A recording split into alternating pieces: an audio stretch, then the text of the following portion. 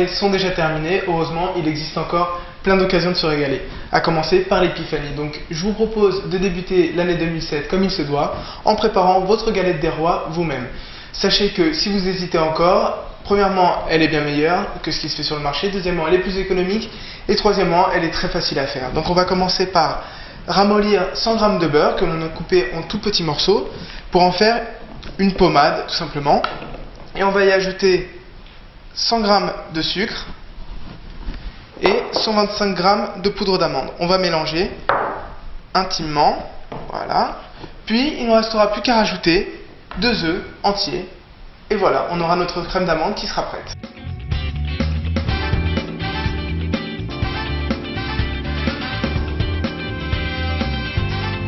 Alors, simplement un petit conseil gourmand.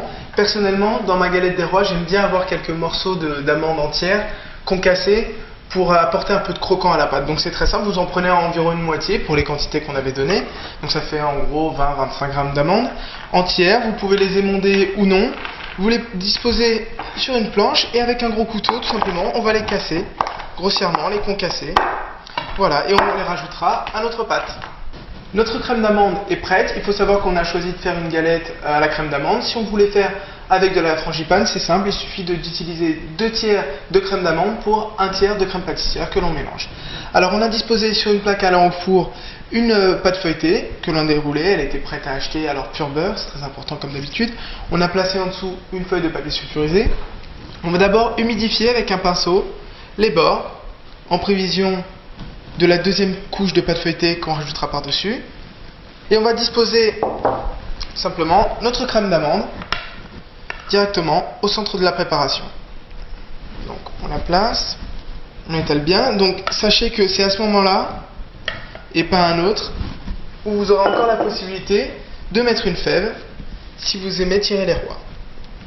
Et maintenant on va placer la deuxième couche de pâte directement dessus.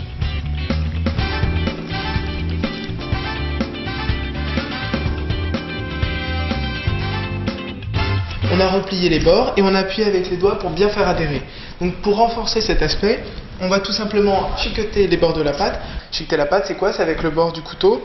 On va tout simplement faire des petites entailles sur les côtés, comme ça, pour bien faire adhérer et que la pâte reste collée. Donc une fois qu'on aura fait tout le tour de notre pâte, il ne nous restera plus qu'à dorer au pinceau la galette avec un œuf qu'on aura légèrement battu avec une cuillère à soupe d'eau et on mettra tout ça au frais pendant une demi-heure.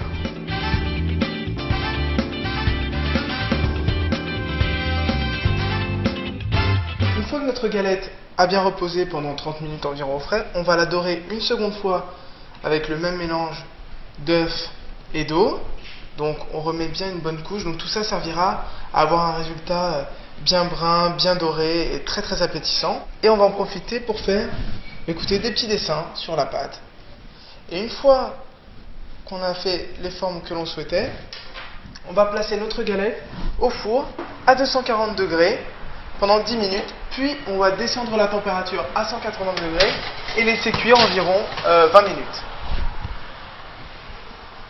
À la sortie du four, notre galette est bien dorée. Alors si on veut lui donner un aspect un petit peu brillant comme ceci, il suffit de la badigeonner d'un sirop de sucre. Pour le faire, c'est très simple, 100 g de sucre avec 10 centilitres d'eau, vous portez à ébullition et vous badigeonnez avec un pinceau dès qu'elle sort du four et vous laissez refroidir. Donc voilà, il ne reste plus qu'à trouver la fève et à tirer les rois. N'hésitez pas à imprimer tous les détails de notre recette en cliquant sur notre site. Bonne galette et à bientôt!